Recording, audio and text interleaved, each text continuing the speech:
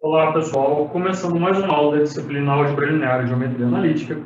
E nessa aula a gente vai falar um pouco sobre subespaços vetoriais, tá certo? Bom, eu deixei aqui a definição de espaços vetoriais e a gente vai falar agora um pouco sobre subespaços vetoriais. Na prática, o que acontece é o seguinte: se eu tiver um espaço vetorial V, tá certo? E aí, dentro desse espaço vetorial V, ou seja, o espaço vetorial V, estou dizendo que ele é um espaço vetorial, portanto, ele obedece todos esses axiomas do espaço vetorial que a gente estudou nas últimas aulas.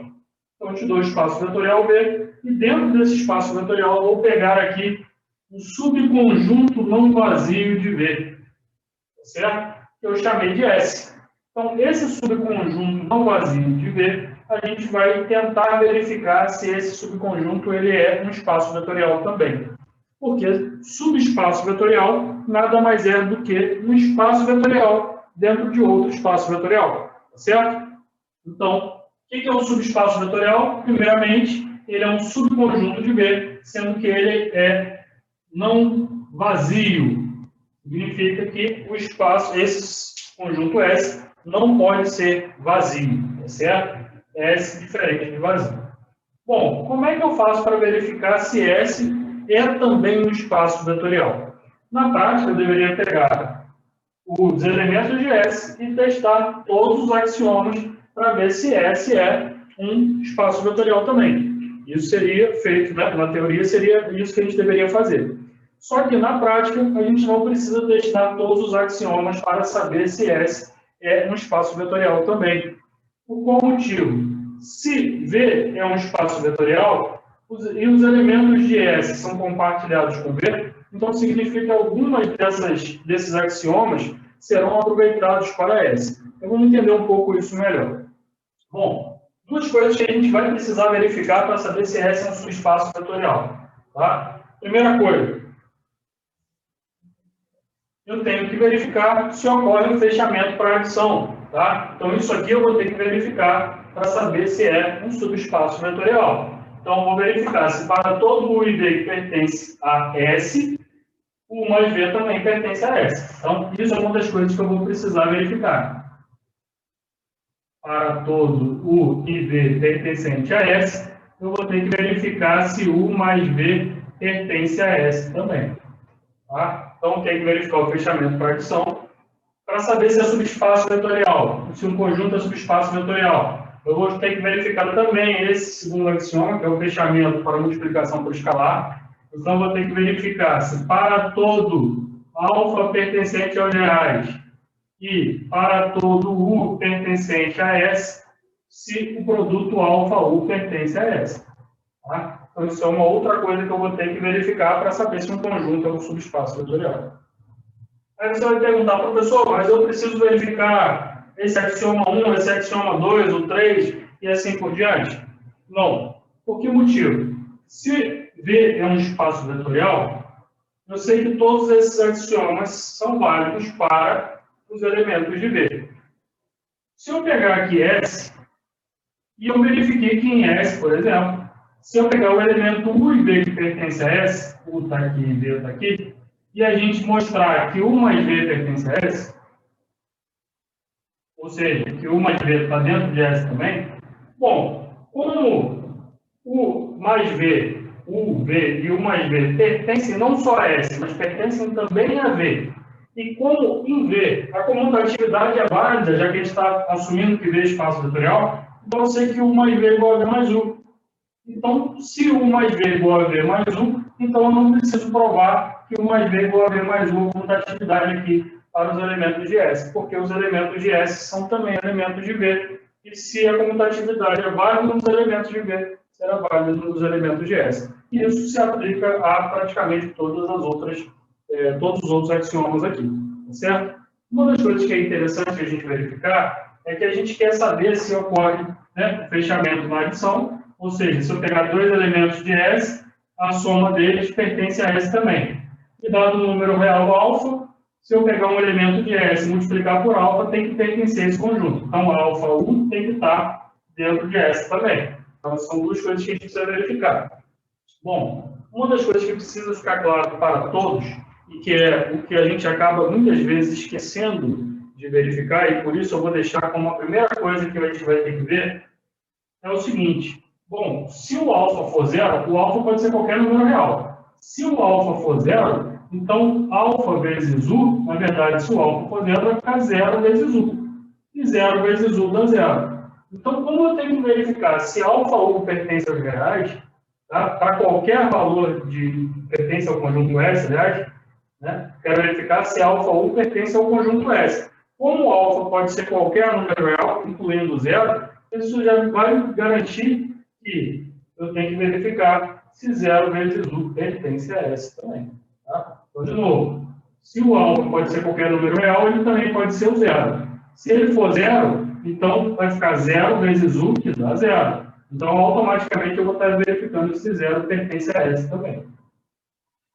Mas verificar se zero pertence a S é muito interessante para a gente, porque muitas vezes é isso que vai determinar se um determinado conjunto ele é um espaço vetorial, ele é um subespaço ou não. Tá? Então, como primeira coisa aqui, eu vou deixar o seguinte: vamos verificar se zero pertence a S. Apesar disso acabar sendo feito aqui, já que se eu substituir algo por zero, eu vou estar verificando se zero pertence a S. Tá? Então, são três coisas que a gente vai ter que ver na prática. Na verdade, são quatro. Primeiro, verificar se o conjunto S é não vazio, mas a gente vai estar sempre trabalhando com conjuntos não vazios, então vou ignorar essa etapa. Mas eu tenho que verificar se o vetor zero pertence a S, eu tenho que verificar se U mais V pertence a S, então, segunda condição, e a terceira condição é verificar se alfa U pertence a S também. Verificando apenas essas três condições, eu já garanto que esse S é um espaço vetorial, tá certo? E se S é um espaço vetorial e V é um espaço vetorial, então S estando dentro de V sendo um subconjunto de V, então S será denominado subespaço vetorial, tá certo? Então vamos para a prática, porque na prática fica bem mais fácil de entender. Primeira coisa que eu coloquei no exemplo diz assim: seja V igual a R2. Então, V vai ser o nosso R2. Verifique se S, assim definido, olha só como está definido o S. O S é igual a pares ordenados do tipo x, y do R2, mas não é qualquer par ordenado, não. São os pares ordenados em que y é igual ao dobro de x. Certo? Bom, está pedindo para verificar se S é um subespaço vetorial do R2 com as operações usuais de adição e multiplicação do escalar. Tá? Para a gente entender um pouco melhor, esse conjunto S, quando a gente pega ele escrito dessa forma, é muito conveniente reescrever ele de outra forma. Como assim? Bom, esse conjunto S ele é do tipo x, y, né? Do R2, só que y é o dobro de x. Então, para facilitar a nossa vida, como o y é o dobro de x, isso significa que a ordenada é o dobro da abscissa. Então, ao invés de escrever x, y aqui, eu vou escrever x e no lugar do y eu vou substituir por 2x. Ok? Fica mais fácil assim. Então, os elementos do conjunto S serão do tipo x, 2x, ou seja, que aparece na ordenada é o dobro do que aparece na abscissa. De fato, y deve ser o dobro de x, a ordenada deve ser o dobro da abscissa. Tá? De forma que esse x tem que ser um número real. Não pode esquecer disso. Então, eu escrevi o S de outra forma aqui, que é um pouco mais conveniente para a gente trabalhar. Bom, antes de eu verificar se S é um subespaço vetorial do R2, eu quero ter a visualização geométrica do que isso significa.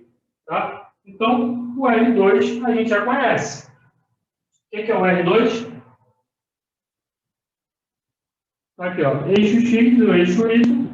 O R2 são todos os elementos que a gente consegue fazer aqui no plano cartesiano, correto? No sistema bidimensional de coordenadas retangulares. Você pegar qualquer ponto aqui, ele vai ter um valor para x, que é um número real, e um valor para y, que é um número real. Qualquer ponto aqui pertence ao R2. Então, o R2, vamos denotar assim, isso tudo aqui é o nosso R2.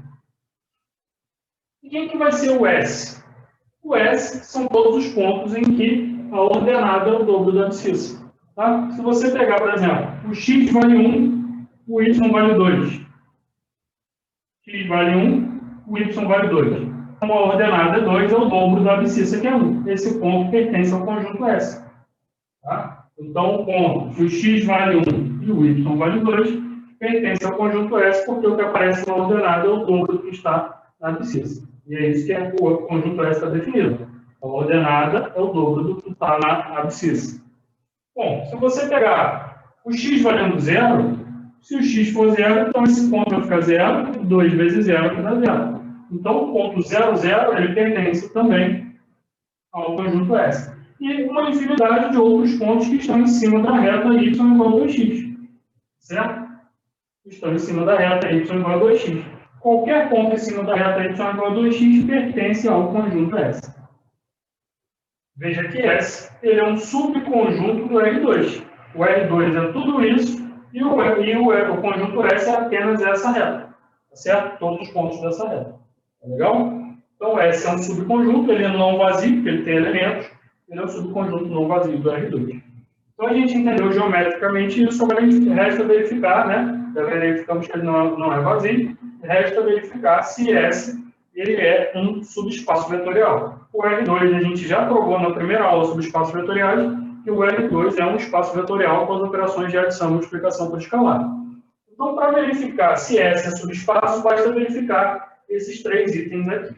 Tá? Então, vamos lá. O primeiro item, tá? Primeiro item é verificar se o vetor nulo pertence a S. Bom, como é que eu vou saber se o vetor nulo pertence a S? Bom, substitui x por 0 aqui. Então, vai ficar assim, ó, 0 e 2 vezes x, que é 0. 0 e 2 vezes 0 dá o quê? Aqui é 0. 2 vezes 0 dá 0. Dá 0, 0. Então, esse 0, 0 pertence ao conjunto S. Já que 0 é o dobro de 0. O que aparece na ordenada é 0 e é o dobro do que está na abscissa, que é 0. 0 é o dobro de 0, portanto, pertence ao conjunto S. De fato, a nossa reta, que representa o conjunto S, passa pela origem. Né? Então, esse ponto 0, 0 pertence a S. Legal? Bom, segundo item que eu tenho que verificar. Já verifiquei que o 0, 0 pertence a S. Verificar se quando você pegar dois vetores U e V do conjunto S, dois vetores quaisquer, né, do conjunto S, a soma deles continua pertencendo a S. Então, vamos fazer assim, ó. Vou escrever, sejam U de coordenadas o quê? Todo elemento do conjunto S ele tem que ter na ordenada o dobro do que aparece na abscissa. Então, se U tem a abscissa x1, a ordenada dele tem que ser o dobro de x1, 2x1. E V a abscissa x2, então, como ele tem que pertencer a S, a ordenada vai ser o 2x2. Tá? Então, peguei dois elementos U e V que pertencem a S. Agora, vamos verificar se quando eu faço U mais V, o resultado ainda pertence a S.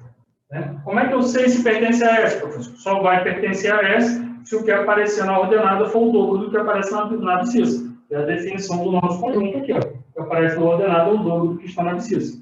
Certo? Então, vamos ver aqui. Vou calcular o U mais V, ou seja, vou pegar esse vetor de coordenadas x1, 2x1, mais o vetor x2, 2x2, e vou efetuar a adição deles. Como que vai ser essa adição? Como eu estou falando de usuais, operações usuais de adição e multiplicação por escalar, então vai ser a adição usual, tá certo? Então isso aqui vai ficar como? Abscissa mais abscissa vai ficar x1 mais x2, ordenada mais ordenada vai ficar 2x1 mais 2x2. Bom, isso daqui vai ficar, então, x1 mais x2. E esse 2 aparece aqui e aqui. Então, vou colocar ele em evidência na minha ordenada. Então, vai ficar 2 vezes x1 mais x2. Confere comigo. Se eu fizer a distributiva desse 2 com x1 e com x2, vai ficar 2x1 mais 2x2, que é o que eu tinha aqui anteriormente. Legal? Então, cheguei nesse resultado. A soma de U com V da abscissa x1 mais x2 e ordenada 2 vezes x1 mais x2. Perceba só, o que aparece na abscissa, vamos Vamos chamar de A. Vamos supor que x1 mais x2 dê um valor A. Tá? Então, na ordenada, está aparecendo o dobro desse mesmo valor A. x1 mais x2 é o que a gente chamou de A. x1 mais x2 a gente chamou de A. Então, na ordenada, apareceu o dobro de A. Então, o que é interessante para mim aqui? O que está aparecendo na ordenada é o dobro do que constava aqui na abscissa. O dobro de x1 mais x2 está na ordenada, enquanto na abscissa está x1 mais x2. Certo? Então, esse resultado aqui, a gente pode afirmar que pertence ao conjunto S, pertence a S. Por qual motivo? Porque o que apareceu na ordenada foi o dobro do que estava na abscissa. O que apareceu na ordenada foi 2 vezes x1 mais x2, exatamente o que está na abscissa. Então, eu já mostrei a segunda condição, mostrei que o resultado de 1 mais b pertence a S. Bom, terceiro item, para todo alfa pertencente aos reais, para todo U pertencente a S, verificar se alfa U pertence a S. Então, vamos lá.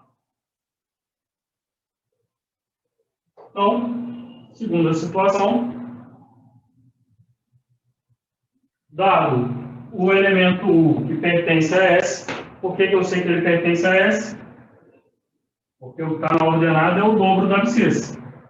E dado um alfa que pertence aos reais, vamos calcular alfa U e ver se o resultado de alfa U continua pertencendo ao conjunto S. E para saber se continua pertencendo ao conjunto S, basta verificar o quê? Se o que aparece na ordenada é o dobro do que está na abscissa. Certo?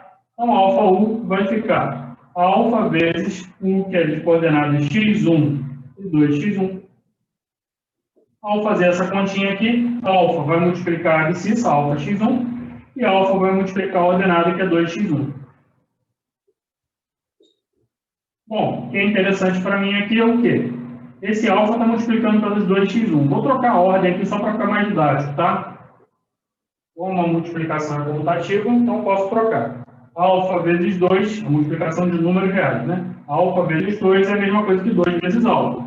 Então, 2 vezes alfa vezes x1. Só troquei a ordem. Alfa vezes 2 vezes x1, 2 vezes alfa vezes x1. Por que eu troquei a ordem? Só para ficar mais didático. O que aparece na abscissa é isso aqui, ó. Vamos chamar isso aqui de x. O que aparece na ordenada é 2 vezes isso aqui, ó. Alfa x1, que é exatamente quem a gente chamou de x. Observa bem. O que está na ordenada é 2 vezes o que a gente chamou de x, e o que está na abscissa é o x. Então, o que apareceu na ordenada é o dobro daquilo que está na abscissa. Tá? Isso mostra que o resultado de alfa U pertence ao conjunto S, já que a ordenada é o dobro da abscissa. Bom, consegui mostrar para vocês, então, que, como eu verifiquei as 3 condições, 1, 2 e 3, essa é a terceira, eu mostrei para vocês que S é um subespaço vetorial do R2. Então, S é um espaço vetorial, assim como o R2 é um espaço vetorial nas operações usuais de adição e multiplicação por escalar, e S é um subconjunto não vazio do R2, é um subespaço vetorial do R2.